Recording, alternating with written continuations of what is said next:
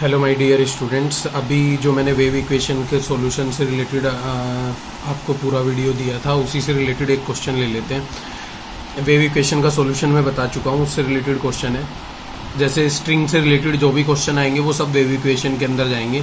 A string is stretch and fastened to 2 points l apart, यानी कि कोई भी एक स्ट्रिंग है, ठीक है, और उसको 2 पॉइंट्स ये ले लेते हैं। सपोज ये ए पॉइंट है और ये बी पॉइंट है, और इसकी जो लेंथ है ना वो सपोज एल है, ठीक है। ए string is stretch and fastened, यानी 2 पॉइंट पे फिक्स कर दी गई है, 2 points l apart. Motion is start, जैसे कि अगर आप इसकी बात करें तो पहले आप इस स्ट्रिंग की बात कर लेते हैं। तो इस स्ट्रिंग में इनिशियली जब आप बात करते हैं, मान लीजिए ये पूरा एक्स एक्सिस है और ये कोई स्ट्रिंग है, तो एक्स एक्सिस पे वाई हमेशा क्या होता है, 0। तो पहली जो बाउंड्री कंडीशंस बनती हैं वो हमेशा फिक्स रहती हैं, आपको याद होना चाहिए। तो इस इक्वेशन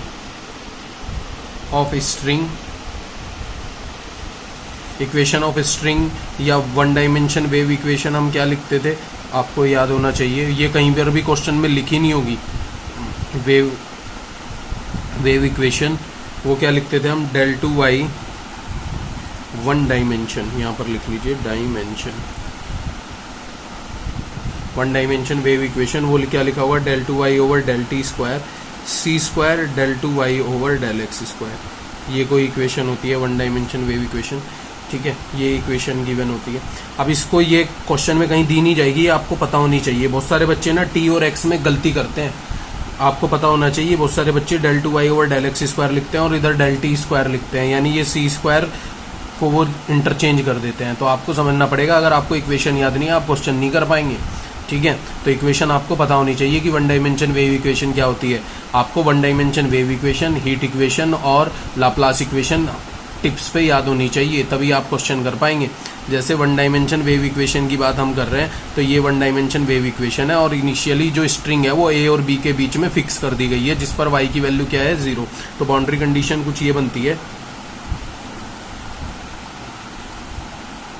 बाउंड्री कंडीशन क्या बनेगी, अगर फर्स्ट वाली बाउंड्री कंडीशन देखें तो वो बनती है y0 t is equal to 0, ठीक है। दूसरे वाली बाउंड्री कंडीशन क्या बनती है, YLT इज इक्वल टू 0।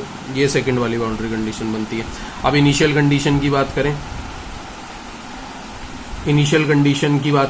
तो इनिशियल कंडीशन में भी एक कंडीशन फिक्स रहती है, del y by del t x0 is equal to 0। ये वाली कंडीशन फिक्स रहती है। मैंने कहा था ये 3 कंडीशन फिक्स रहेंगी, फर्स्ट, सेकंड, थर्ड। केवल फोर्थ वाली में चेंज होता है। फोर्थ वाली को देख लेते हैं क्या दी हुई है। Motion is start by displacing the string in the form y is equal to a sin pi x by l from which it is release at time t is equal to 0। तो मान लीजिए कि आपने इसको यहां से कहीं से पकड़ा और इसको ऊपर की तरफ आपने ऐसे उठा दिया, तो ये कुछ इस फॉर्म में पे बन जाएगी, ठीक है। इस तरीके से ये बन जाएगी। और ये क्या दिया हुआ है, y is equal to f x function यहाँ पर दिया हुआ है, वो किसके बराबर दिया हुआ है, a sin pi x by l, किस पर, at t is equal to 0 पर। तो मैं इसी एफ एक्स फंक्शन की बात कर रहा था। उस बार बार जो मैंने आपको 1 डायमेंशन वेव इक्वेशन का सॉल्यूशन बताया था, तो मैं वहां पर एफ एक्स लिख के छोड़ रहा था, बट क्वेश्चन में इस एफ एक्स की वैल्यू लिखी जाएगी, वो दी जाएगी। तो वो क्या दी हुई है, y is equal to a sin pi x by l from which it is release, जहां से हम इसको रिलीज कर रहे हैं at time t is equal to 0 पर। तो t इज इक्वल टू 0 पर, तो इसका मतलब y किसका फंक्शन है, आपको पता है t और x का फंक्शन है, तो y में t को 0 करना है। तो 0 करने पर फंक्शन की वैल्यू क्या हो गई है, a sin pi x by L.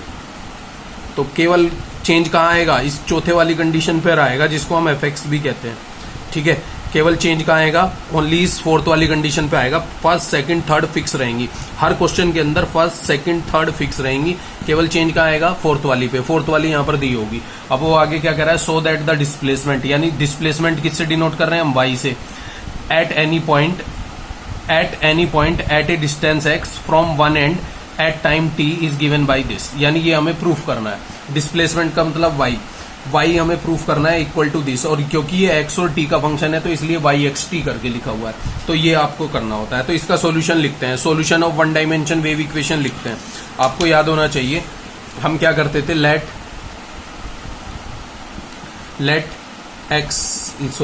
y is equal to x into t, equation number 2 be the solution of first. इसका रीजन मैंने एक्स टी क्यों माना है, क्योंकि अगर आप देखें तो वाई का जो सॉल्यूशन है वो एक्स और टी पर डिपेंड कर रहा है, तो एक्स टी में मैंने सॉल्यूशन मान लिया है। इसके बाद हम क्या लिखते थे, del two Y over del T square को हम लिखते थे x t double dash. Similarly del two Y over del x square को हम लिखते थे, अगर आपको याद है तो हम लिखते थे एक्स डबल डैश टी, वो मैंने सॉल्यूशन में भी बताया। और ये भी पता होना चाहिए टी डबल डैश का मतलब होता था d two t over small d t square, और एक्स डबल डैश का मतलब होता था d two x over small d x square. इस तरीके से होता है, ठीक है। ये दोनों वैल्यूज को जब हम इक्वेशन 1 में पुट करते हैं तो ये वैल्यू बनती है x t double dash equal to C square x double dash t. जब इसको सॉल्व करते थे तो हम बनता था x double dash upon x और 1/c square t double dash upon t, और इसके इक्वल हम के मानते थे। के को हम 0 लेके सोल्व करते थे, पी स्क्वायर लेके सोल्व करते थे और माइनस पी स्क्वायर। तो आपको पता होगा सॉल्यूशन हमारा किस पे मिलता था, माइनस पी स्क्वायर पे। तो इस बार मैं माइनस पी स्क्वायर डायरेक्ट लिखूंगा। कहने का मतलब ये है कि आपको वो पूरा सॉल्व करके नहीं दिखाना, वो सिर्फ मैंने आपकी नॉलेज के लिए बताया। या आपसे पूछा जाएगा कि find the solution of one dimension wave equation. मान लीजिए पेपर में क्वेश्चन आता है find the solution of one dimension wave equation, तो उस केस में आपको करना क्या होगा, वो चारों कंडीशन भी लिखनी पड़ेगी और उसका सॉल्यूशन भी देना पड़ेगा। और जब आप सॉल्यूशन देंगे तो वहां पर के इक्वल टू 0, के इक्वल टू पी स्क्वायर और k equal to minus p square, तीनों के लिए सॉल्यूशन बताना पड़ेगा। और सॉल्यूशन बता के 2 केस रिजेक्ट कराने पड़ेंगे, के इक्वल टू 0 और k equal to P square के लिए। माइनस पी स्क्वायर के लिए वो सुटेबल केस होता है क्योंकि वो फिजिकल नेचर को सूट करता है, उसमें फंक्शन पीरियोडिक बनता है, wave equation is always periodic, ठीक है। तो ये हम माइनस पी स्क्वायर के लिए करते हैं। बट जब क्वेश्चन की बारी आती है तो क्वेश्चन में केवल हम इसी को दिखाते हैं, ठीक है। तो माइनस पी स्क्वायर के लिए जब हम सोल्व करते थे तो आपको पता होगा x double dash upon x equal to minus p square को हमने सोल्व किया था, तो वो वैल्यू बनी थी x double dash plus p square x equal to 0। तो वहां से जो एक्स का सोल्यूशन बना था वो C1 cos p x plus C2 sine p x, as it is मैंने वहां पर से लिख दिया है। इसको मैं बार बार सोल्व नहीं कर रहा हूं क्योंकि ऑलरेडी मैं सॉल्यूशन करा चुका हूं। सिमिलरली अगर आप t double dash upon t 1/c square equal to minus p square को सोल्व करते हैं तो वहां से इक्वेशन बनती है t double dash plus c square p square t capital t equal to 0। तो जब इसको सोल्व करते हैं तो टी का सॉल्यूशन बनता है C1 cos CPT plus C2 sine CPT, ठीक है। और जो y का हमने सॉल्यूशन माना है xt, तो y हमारा जो कंप्लीट सॉल्यूशन बनता था y xt वो बन जाता था x इंटू टी, या y xt is equal to C1 cos px C2 sine px C3 cos CPT plus C4 sine CPT। यही वाला सॉल्यूशन हम क्यों लेते थे, क्योंकि ये सॉल्यूशन में ट्रिग्नोमेट्रिक फंक्शन आ रहे होते थे। केवल इकलौता सॉल्यूशन यही था, टोटल हमारे पास 3 सॉल्यूशन थे पर तीनों सॉल्यूशन में सिंगल सॉल्यूशन यही था जिसके अंदर साइन और कोस के फंक्शन आ रहे थे। क्योंकि ट्रिग्नोमेट्रिक फंक्शन आएंगे तो trigonometric function is always periodic, या साइन या cos function is always periodic, और वेव इक्वेशन भी कैसी होती है, ऑलवेज पीरियोडिक। तो this solution suit the physical nature of the one dimension wave equation, so we take this solution. ये किस पर मिलता है, माइनस पी स्क्वायर पर। इसलिए वेरिएशन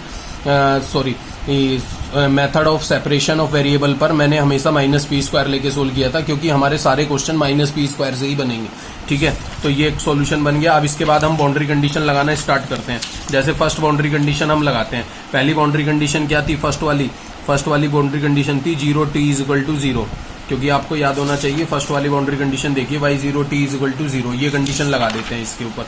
तो y0 t is equal to 0 वाली कंडीशन लगाएंगे तो यहाँ पर देखिए इस इक्वेशन 6 में इन 6, तो ये क्या बनेगा, y0 t किसको 0 कर रहे हैं, x को 0 कर रहे हैं, तो ये C1 cos 0 की वैल्यू 1 प्लस C2 sin 0 की value 0, C3 cos CPT plus C4 sin CPT, इस तरीके से वैल्यू बन के आती है। दोबारा से एक बार देख लीजिए, जैसे C1 cos 0 की वैल्यू 1, sin 0 की value 0, CP cos CPT and C4 sin CPT। इसमें t वाले केस में क्यों चेंज नहीं किया, क्योंकि हम x को 0 कर रहे हैं। x वाले फंक्शन कौन से हैं, फर्स्ट वाले ब्रैकेट वाले। तो यहां से वैल्यू क्या बनती है, ये वैल्यू किसके बराबर है, 0 C1 C3 cos CPT plus C4 sin CPT, ठीक है। तो इसको हम 0 कर नहीं सकते थे, तो हम किसको कर लेते थे, C1 को 0, इसको 6 में पुट कर देते थे। तो नया सॉल्यूशन हमारा कुछ इस तरीके का बन के आ जाता था। C1 को 0 करने का मतलब है ये 0 हो गया, तो यहां से शुरू कर देते हैं। C2 sin px, C3 cos cpt plus C4 sin cpt। तो इक्वेशन नंबर 7, ये अब नया सॉल्यूशन आ गया। This is called new solution. ठीक है, अब नया सॉल्यूशन पे काम होगा, जो भी काम होगा इधर ही होगा। आप दूसरे वाली कंडीशन भी देख लीजिए। इधर दूसरे वाली बाउंड्री कंडीशन क्या थी, YLT इज इक्वल टू 0, तो दूसरी कंडीशन लगा देते हैं YLT इज इक्वल टू 0। अब आप सोचिए कि ये फंक्शन और ये फंक्शन सेम कब हो सकता है, जब x को हम क्या पुट कर दें, L। तो जरा इसको x को L पुट कर दीजिए। YLT equal to C2 sine PL। अब ध्यान दीजिए, C2 साइन P, x को क्या पुट करना था, L पुट करना था, x को L पुट करना था। बाबू ये तो बन गई है।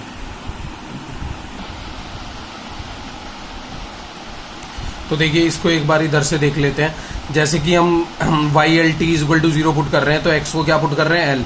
तो C2 साइन PL, L वाली वैल्यू यहां पर देखिए x को रिप्लेस कर दिया L से, और ये फंक्शन सेम रहेगा। रीजन क्योंकि ये t का फंक्शन है, जैसे C3 cos CPT और C4 sin CPT ये सेम रहेगा। रीजन बिहाइंड इट, क्योंकि हम x is equal to L put कर रहे हैं, तो t वाले फंक्शन सेम रहेंगे।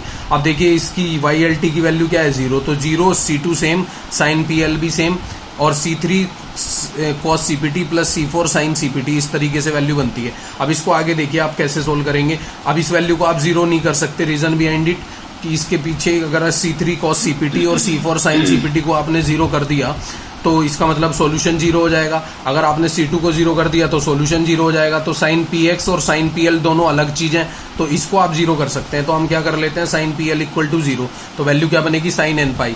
तो PL इज इक्वल टू क्या बनेगा, n पाई। तो P की वैल्यू क्या बनेगी बच्चे, n pi by L। Equation number 7 मान लेते हैं इसको। तो ये इक्वेशन नंबर 7 है। इसको इक्वेशन नंबर 7 में पुट कर देते हैं। तो P is equal to n pi by L, इसको कहां पर पुट कर देते हैं, इक्वेशन नंबर 7 में। तो P की value n pi by L put करनी है। तो जो भी P दिखाई दे रहे हैं उनको चेंज कर लीजिए n पाई बाई L से। तो यहाँ पर अगर आप कंडीशन देख पा रहे हैं, तो कंडीशन फर्स्ट को अगर हम लगाते हैं तो C1 0 आता है, कंडीशन सेकंड को लगाते हैं तो P की value n pi by L आती है, और कंडीशन 3 को जब हम लगाएंगे तो C4 0 आ जाएगा, और लास्ट में इसको हम अप्लाई कर देंगे। तो केवल आपको क्या ध्यान रखना है कि पहली 3 कंडीशन हमेशा सेम टाइप से वर्क करेंगी, यानी कि first boundary condition, second boundary condition और फर्स्ट इनिशियल कंडीशन, वो तीनों एक साथ हर क्वेश्चन में सेम टाइप से वर्क करेंगी। केवल चेंजेस कहाँ आएंगे, लास्ट वाली कंडीशन पे। तो जैसे कि आप देखते हैं इस केस में C1 0 होना चाहिए था, तो C1 0 हो गया।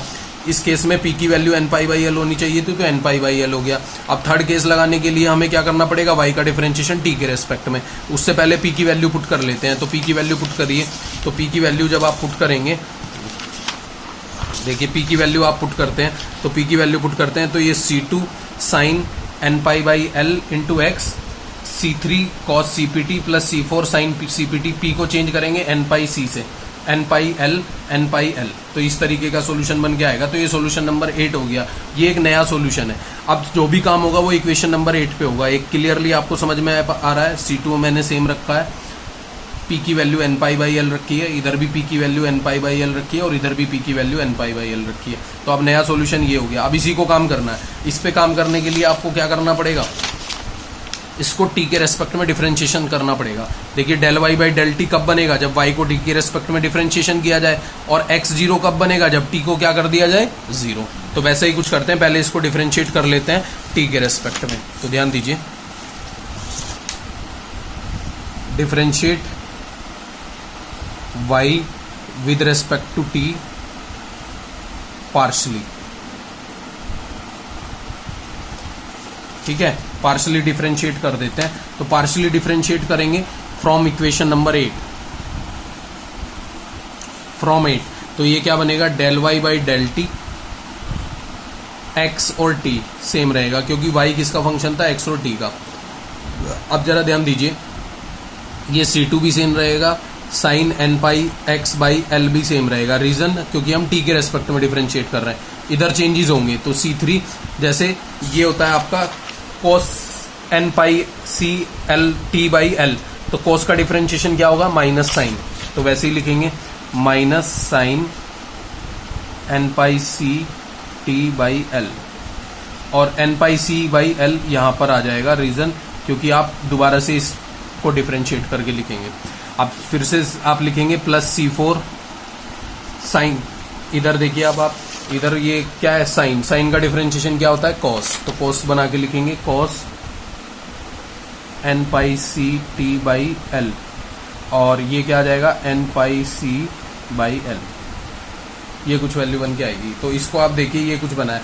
अब इसमें t को क्या करना है, 0, तो del y/del t x0 equal to क्या बनेगा, C2 साइन n π/x/l, दोबारा से देखिए del y/del t x, ये क्या है 0, C2 same, sign n π/x/l भी सेम। रीजन बिहाइंड इट कि C2 और साइन जो x है ये x के फंक्शन है, हम किस पे अप्लाई कर रहे हैं, t पर। t को 0 करने का मतलब है साइन को 0 करेंगे, साइन 0 क्या होता है 0, तो ये पहले वाला 0 हो जाएगा। दूसरा क्या है C4, cos को 0 करेंगे, cos 0 की वैल्यू क्या हो जाती है 1, तो ये क्या हो जाएगा 1, ठीक है। तो यहां से जो वैल्यू बनेगी, ये वैल्यू दी हुई है from initial condition, initial condition में हमें वैल्यू क्या दी हुई है, del y/del x या del t x0 = 0। ये थर्ड वाली कंडीशन आप इधर भी देख सकते हैं, ये थर्ड वाली कंडीशन मैंने पहले ही लिखी हुई थी, del y/del t x0 = 0, तो वही सेम चीज है, del y/del t x0 = 0, यानी ये वैल्यू क्या है 0, तो 0 = C2 साइन n π/x/l और C4, तो इसको हम 0 कर नहीं सकते, इसको भी 0 कर नहीं सकते, तो ऑप्शन क्या बचा है C4, क्योंकि अगर C2 को 0 किया तो ये सॉल्यूशन 0, इसको 0 किया तो ये सॉल्यूशन 0, केवल किसको 0 कर सकते हैं, C4 को, तो C4 को 0 कर दीजिए, या इक्वेशन 8 में जाकर देख लीजिए आप, C2 को 0 करने का मतलब सॉल्यूशन 0, साइन n π/x/l को 0 करने का मतलब सॉल्यूशन 0, तो केवल एक ही ऑप्शन है कि C4 को 0 कर लीजिए, तो C4 0, इसको कहाँ पुट करना है, न्यू सॉल्यूशन में, इन 8, नया सॉल्यूशन कौन सा था, इक्वेशन नंबर 8, तो इक्वेशन 8 में अगर C4 को 0 किया जाए तो ये बच्चे क्या हो जाएगा, पूरी तरह से 0, तो बचेगा क्या, C2 C3 दिस वैल्यूज, तो yxt C2 C3 साइन n π/x/l cos n π/ct/l, ये कुछ वैल्यू बन के आती है। अब ये मैंने कैसे लिखा है, देखिए आप इधर देखिए, ये इसको 0 कर दिया तो ये टर्म्स हट गई, बचा क्या, C2 and C3, C2 × C3 sign and cos, ठीक है। तो इसको नया सॉल्यूशन मान लीजिए, इक्वेशन नंबर 9 मान लीजिए, ये एक नया सॉल्यूशन है। अब नया सॉल्यूशन क्या है, ये है। इस नए सॉल्यूशन को एक बार देखिए आप तो नए सॉल्यूशन को कैसे देखेंगे, देयरफॉर अब लास्ट वाली कंडीशन लेके रहिए। लास्ट वाली कंडीशन क्या है बच्चे, लास्ट वाली कंडीशन है yx0 = a sin π/x/l, तो लास्ट वाली कंडीशन लेके आते हैं, जैसे ये थर्ड वाली थी, लास्ट वाली condition 4, yx0 = a sin π/x/l, ये है a sin π/x/l, तो x0, अगर इसको दोनों को देखा जाए तो ये जैसे कब बनेंगे, जब t को आप इसको 0 कर दें, तो इक्वेशन 9 में क्या करना पड़ेगा, हमें t को 0 करना पड़ेगा। कंडीशन वही लगा पाएगा जो चीजों को समझ रहा है, sin n π/x/l, और इधर t को 0 करेंगे, cos 0 क्या हो जाएगा, 1 हो जाएगा। दोबारा से समझिए, yx0 t को 0 कर रहे हैं, C2 C3 same, sin n π/x/l भी सेम, क्योंकि x का फंक्शन सेम रहेगा, t को 0 करना है तो cos t का फंक्शन है, t को 0 किया तो cos 0 क्या बना बच्चे, 1 बना, तो cos 0 1 बना, तो इसका मतलब यहाँ पर वैल्यू क्या हो गई 1, तो दिस वैल्यू, और ये वैल्यू किसके बराबर है, a sin,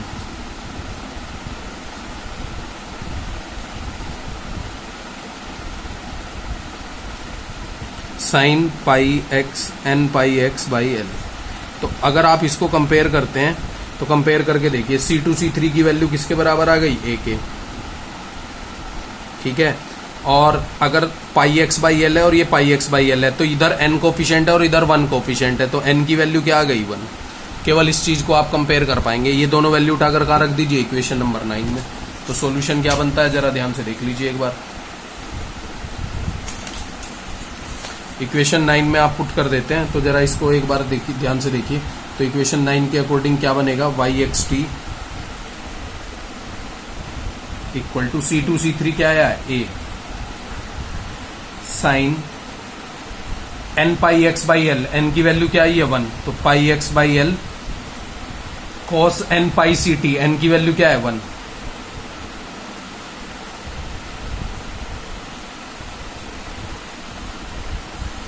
ये कंप्लीट सॉल्यूशन होगा जिसको आप इक्वेशन नंबर 10 कह सकते हैं। और यही हमें प्रूफ करना था। अगर आप देखें प्रूफ वाली कंडीशन को देखें तो प्रूफ वाली कंडीशन को इधर देखिए आप, y x t a sine pi x by L cos pi C t by l, यही प्रूफ करना था। तो ये एक कंप्लीट सॉल्यूशन होगा। देखिए एक और क्वेश्चन आप देख सकते हैं, जैसे ये भी एक स्ट्रिंग से रिलेटेड क्वेश्चन है। क्या है, a tightly stretch string with fix end point X is equal to 0 and X is equal to L. तो एक जो स्ट्रिंग है, ठीक है, वो स्ट्रिंग हम ले लेते हैं एक्स इज इक्वल टू 0 और x is equal to l, वैसे ही कुछ ले लिया, ठीक है। तो initially y is equal to 0 होता है।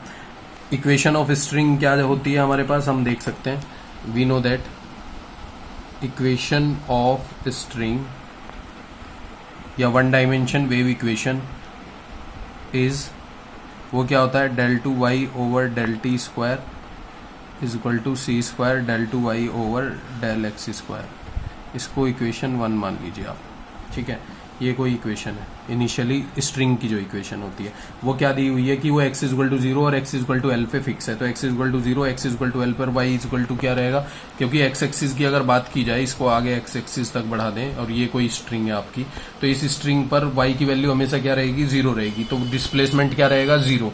तो अगर बाउंड्री कंडीशन की बात की जाए तो बाउंड्री कंडीशन क्या बनेगी,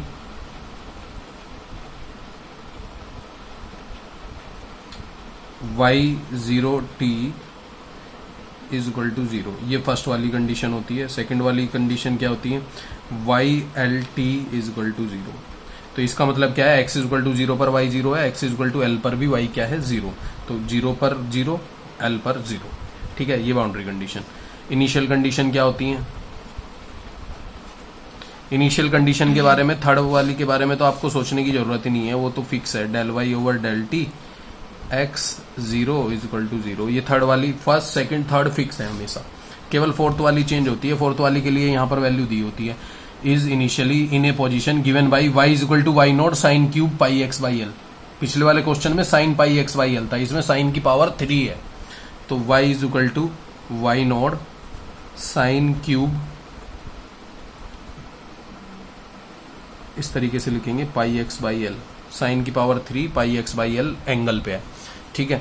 ये थर्ड वाली है। तो इसका मतलब ये किस पर है, at t is equal to 0 initially दी हुई है। इनिशियली का मतलब क्या होता है, time t is equal to 0। तो इसको कंबाइंड कैसे लिख पाएंगे, इसको हम ऐसे लिख पाएंगे, y x0 is equal to y0 sine की power 3 pi x by L. ये कोई कंडीशन दी हुई है। तो sine y not sine cube pi x by L, if it is release from the rest from this position, अगर उसको इस पोजीशन से, यानी ये जो पोजीशन आपने बनाई थी, ये कोई पोजीशन थी, वो पोजीशन क्या थी, y is equal to y not sine cube pi x by l, जिसको आप एफ एक्स भी कहते हैं, ठीक है, किसी time t is equal to 0 पर, ठीक है। अगर इस पोजीशन से हम उसको छोड़ देते हैं तो find the displacement y is x T, हमें वाई एक्स टी निकाल के बताना है। हम डिस्प्लेसमेंट ही तो निकालते हैं, वाई एक्स टी, वही आपको बताना है। तो ठीक है, चारों कंडीशन फिर से आ गई, फर्स्ट सेकंड थर्ड फिक्स है। ये तो पहले क्वेश्चन में भी फिक्स थी, या इससे पहले सॉल्यूशन बताया था तब भी फिक्स थी, जब क्वेश्चन नंबर 1 कराया तो तब भी फिक्स थी। तो पहली तीनों कंडीशन तो दोनों ही बार में फिक्स रही है, केवल ये चौथे वाली बदलती है।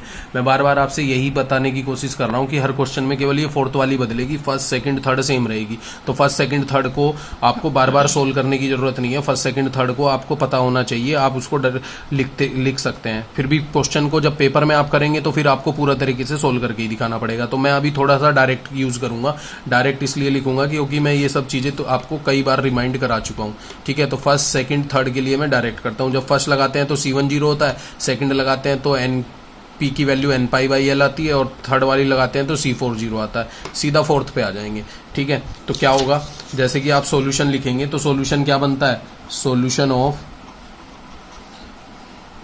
वन डायमेंशन वेव इक्वेशन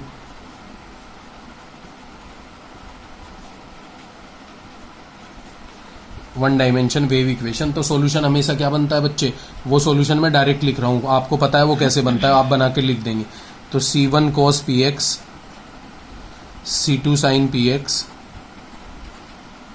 ठीक है, और C3 cos cpt plus C4 sin cpt। इसको हम मान लेते हैं इक्वेशन नंबर 2, ठीक है। ये कोई सॉल्यूशन बनता है।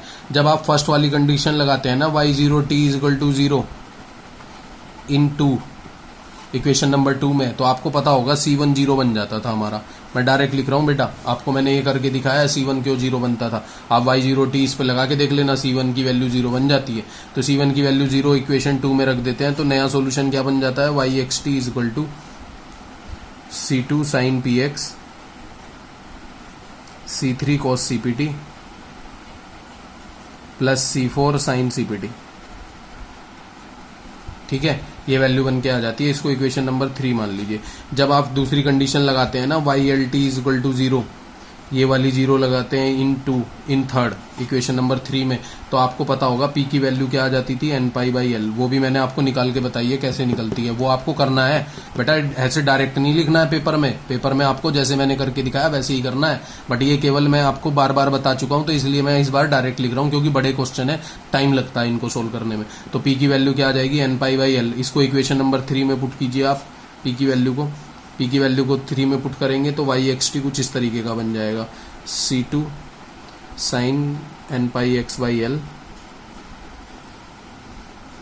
C3 cos n/ct/l plus C4 sin n/ct/l। ये आ जाता है। इसको इक्वेशन नंबर 4 मान लीजिए आप। अब इसके बाद आप थर्ड वाली कंडीशन लगाते हैं। थर्ड वाली कंडीशन क्या होती है, del y del t x0=0। जब आप ये लगाते हैं तो आपको पता है कि C4 आपका 0 बन जाता है। वो मैंने कई बार करके दिखाया है, आपको डायरेक्ट नहीं करना है, आपको पेपर में करके दिखाना है, जैसे मैंने प्रीवियस वाले क्वेश्चन में या उससे पहले सॉल्यूशन में करके दिखाया था। तो ये भी आप क्या किस में पुट कर देंगे, इक्वेशन नंबर 4 में। तो इक्वेशन 4 में C4 को 0 करेंगे तो ये 0 बनता है। तो ये क्या बनेगा, yxt C2 C3 sin n/x/l cos n/ct/l। यहां तक आपने हर बार सोल्व किया है। इसके आगे का कॉन्सेप्ट क्या होता है, वो फोर्थ वाली कंडीशन पे चलता है, यानी इस वाली कंडीशन पे चलता है। ये वाली कंडीशन के हिसाब से हम चलाते हैं। तो देखिए इस बार थोड़ा सा चेंज करना पड़ेगा, क्योंकि पावर 3 है, तो पावर 3 पर हमारा कोई कॉन्सेप्ट एप्लीकेबल नहीं होगा। तो पावर 3 को पहले बैलेंस करना पड़ेगा। तो उसके लिए हम क्या करते हैं, इसको थोड़ा सा सोल्व करते हैं। जरा देखिए ध्यान से इसको। तो मैं इसको लिख रहा हूँ yxt C2 C3 को मैं मान लेता हूँ bn, लेट मैंने ऐसा मान लिया है, let C2 C3 is bn। तो bn sin n/x/l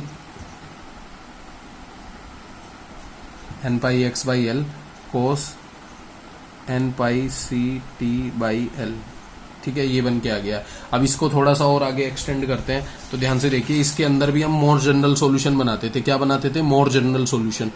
more general solution वो क्या बनाते थे, yxt=, इसको बना देते थे n=0 to 1 to infinite bn sin n/x/l cos n/ct/l। ध्यान दीजिए कि इसमें कोई चेंज नहीं होता, कॉस में कोई चेंज नहीं होता, केवल कांस्टेंट पे चेंज करते हैं। कांस्टेंट को bn मानते हैं और उसको n=1 to infinite बनाकर लिख देते हैं bn करके, मोर जनरल सॉल्यूशन के लिए। अब ये इसको मान लीजिए नई इक्वेशन आ गई, नया सॉल्यूशन आ गया, इक्वेशन नंबर 5। अब यहाँ पर आ जाइए। तो इक्वेशन नंबर 5 पर आप फोर्थ वाली कंडीशन लगाने की कोशिश करते हैं। फोर्थ वाली कंडीशन को जरा देखिए। फोर्थ वाली कंडीशन क्या दी हुई है, yx0 ये दी हुई है, और वो क्या है, y0 sin क्यूब πx/l ये दिया हुआ है, ठीक है। साइन क्यूब πx/l यही तो दी हुई है थर्ड वाली कंडीशन, फोर्थ वाली y0 sin cube πx/l eight t=0। तो t0 मैंने कर दिया यहाँ पर। तो y0 sin क्यूब πx/l। तो अब आपको ध्यान देना पड़ेगा कि साइन क्यूब पे ये एप्लीकेबल नहीं है, इसके लिए हमें फॉर्मूला लगाना पड़ेगा। हमें पता है, सिंस मैं इन क्वेश्चन से हटके बात कर रहा हूँ, क्वेश्चन से हटके एक आप नोट लिख सकते हैं। नोट वो क्या है कि साइन 3x, जो साइन 3x होता है वो क्या होता है 3 sine x minus 4 sine cube x, ऐसा होता है बेटा। ठीक है, तो यहां से अगर साइन क्यूब x की वैल्यू निकाली जाए तो साइन क्यूब x की वैल्यू कुछ इस तरीके की बनती है 3 sine x minus sign 3x, और ये होता है 1/4। ये फॉर्मूला बनता है। इसको मैं नोट में लिखा रहा हूँ, ये आपका क्वेश्चन का पार्ट नहीं है, ये सिर्फ आपको जनरल नॉलेज होनी चाहिए जिससे कि आप इसको यूज कर पाए। तो sign cube pi x by L को, यानी एक्स की जगह में क्या रखना है पाई एक्स बाई एल, तो ये क्या बनेगा 3 sine pi x by l, sine 3 pi x by L. ये 3 है और ये पावर 3 है, दोनों में अंतर समझिए। ये पावर 3 है और इसको इस तरीके से बना के लिख पाएंगे। तो ये वाई एक्स जीरो कैसे कन्वर्ट हो जाएगा, वाई एक्स जीरो कन्वर्ट हो जाएगा वाई नोड बाई 4, इस तरीके से लिख पाएंगे हम। और 3 साइन, जैसे पाई एक्स बाई एल है ये, तो पाई एक्स बाई एल लिख लेंगे, और ये क्या है sine 3 pi x by L, ये बन जाएगा। अब इसको आपको अप्लाई करना है इक्वेशन नंबर 5 पे, तो इक्वेशन नंबर 5 पर अप्लाई कर दीजिए। तो इक्वेशन नंबर 5 पे अप्लाई करेंगे तो इक्वेशन फ्रॉम फिफ्थ इक्वेशन से अगर इसको और इसको सेम बनाना है तो बेटा इसको देखिए, इस क्वांटिटी को और इस क्वांटिटी को अगर आपको सेम बनाना है, इन दोनों बॉक्स वाली क्वांटिटी को अगर आपको सेम बनाना है तो ये कैसे बनेगा, ये वाई एक्स जीरो है, ये वाई एक्स टी है, तो इसका मतलब टी को क्या करना पड़ेगा 0। तो फ्रॉम 5 में वाई एक्स जीरो निकालते हैं, यानी टी को 0 करके देखते हैं। तो summation n equal to 1 to n 1 to infinity B n sine pi x by l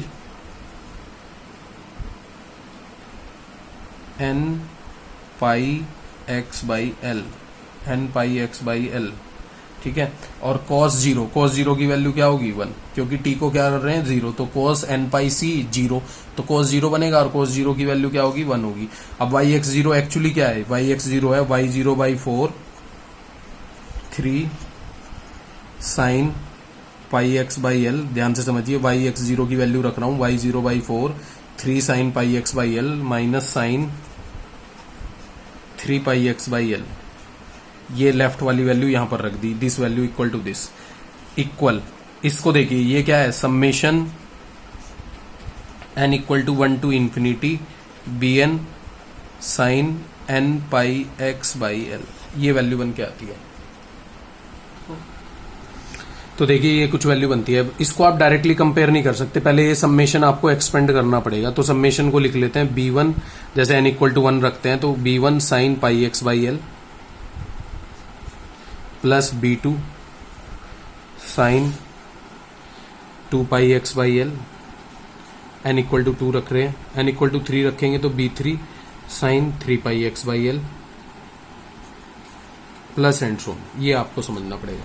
अब क्लियरली यहां पर एक कॉन्सेप्ट आता है, जैसे n इक्वल टू 1 रखेंगे तो b1 साइन n को 1 रखेंगे पाई एक्स बाई एल, 2 रखेंगे तो 2 pi x by L, b3 n equal to 3 sine 3 pi x by L plus and so. तो जैसे देखिए ये कोफिशिएंट और ये कोफिशिएंट सेम टाइप का लग रहा है, b1 3 sine pi x by l sine pi x by L, इसके साथ में क्या है वाई नोट बाई 4। तो अगर इसको दोनों तरफ से कंपेयर किया जाए तो b1 की वैल्यू आ जाती है 3 वाई नोट बाई 4, ठीक है। अब b2 के लिए 2 पाई एक्स बाई एल का कोफिशिएंट देखना है, तो 2 पाई एक्स बाई एल का कोई कोफिशिएंट ही नहीं है यहां पर बेटा, तो b2 की वैल्यू क्या हो जाएगी 0। b3 के लिए sine 3 pi x by l का कोफिशिएंट देखना है, तो b3 के लिए यहां पर क्या है sine 3 pi x by L, तो sine 3 pi x by L है, तो दोनों तरफ से कंपेयर करेंगे तो b3 की वैल्यू क्या है -1, और बाहर में क्या लिखा हुआ है y0 बाई 4, इसको नॉर्मली बच्चे छोड़ जाते हैं, तो -1 का कोफिशिएंट क्या है y0 बाई 4, तो b3 की वैल्यू क्या होगी बच्चे, b3 की वैल्यू होगी -y0 बाई 4, ठीक है। अब इसके आगे मान लीजिए आपने लिखा होता b4 sine 4 pi x by L, तो b4 के लिए यहाँ पर 4 पाई एक्स बाई एल का कोफिशिएंट देखना था, 4 पाई एक्स बाई एल का कोफिशिएंट है ही नहीं, तो b4 भी क्या हो जाता है 0, b5 भी क्या हो जाता है 0, तो एंड सोन आगे वाली सारी वैल्यूज क्या हो जाएंगी 0 हो जाएंगी। तो ये सारी वैल्यूज उठाकर कहाँ पर रखनी है, ये सारी वैल्यू रखनी है इन इक्वेशन नंबर 5, क्योंकि आपका जो नया सॉल्यूशन था वो ये कुछ था, लास्ट में चौथी कंडीशन लगाने से पहले सॉल्यूशन क्या बना था, ये सॉल्यूशन बना था। तो लास्ट में सॉल्यूशन ये था, इसी के अंदर b की वैल्यू रखनी है, b1 is equal to this, b3 is equal to this, b2 b5 up to this equal to 0। तो ये कहाँ रखनी है, इक्वेशन नंबर 5 में। तो इक्वेशन 5 में रखने के लिए इसको भी तो एक्सपेंड करना पड़ेगा बेटा, n equal to 1, n equal to 2, n equal to 3 पर। तो यहाँ पर इक्वेशन नंबर 5 को लिख लीजिए पहले। इक्वेशन 5 क्या है, from fifth yxt is equal to bn summation n equal to 1 to infinity bn sin n pi x by l cos n pi ct by l। यही तो फिफ्थ इक्वेशन थी। तो इसको थोड़ा एक्सपेंड करते हैं, जैसे n इक्वल टू 1 पे एक्सपेंड करते हैं। तो n इक्वल टू 1 पे क्या बनेगा, b1 sin pi x by l cos pi ct by l। देखिए n इक्वल टू 1 पे क्या बनेगा, b1, n इधर 1 रखेंगे पाई एक्स बाई एल, इधर 1 रखेंगे तो pi C t by L. Clear है। अब दूसरा n इक्वल टू 2 रखेंगे तो b2 sine 2 pi x by L cos 2 pi C t by l. ठीक है। अब n इक्वल टू 3 रखेंगे तो क्या बनेगा, b3 sine 3 pi x by L cos 3 pi C t by l. यही तो बनेगा, प्लस एंड सोन। इस तरीके से आगे बढ़ जाएंगे। b1 की वैल्यू क्या आई थी, b1 की वैल्यू इधर देखिए क्या आई थी, 3y0/4। तो पहले वाली वैल्यू यानी yxt से शुरू करते हैं, इक्वल b1 की वैल्यू क्या है, 3y0/4। ये सेम लिख देंगे, sine pi x by l, sine pi x by L cos pi C t by L plus b2 पे आ जाते हैं। b2 वाला केस देखिए, b2 की वैल्यू क्या है, 0। तो 0 इंटू दिस फंक्शन, तो 0 इंटू, तो इसको देखिए यहां पर b2 का कोफिशिएंट क्या है, 0। तो b2 को 0 रखेंगे तो 0 इंटू दिस फंक्शन पूरी वैल्यू क्या हो जाएगी, 0 प्लस b3 पर आ जाते हैं। b3 के लिए क्या लिखेंगे, y0/4 विद माइनस साइन। तो b3 के लिए लिखेंगे माइनस y0/4, ठीक है, माइनस साइन आ जाएगा, और sine 3 pi x by L cos 3 pi C t by L.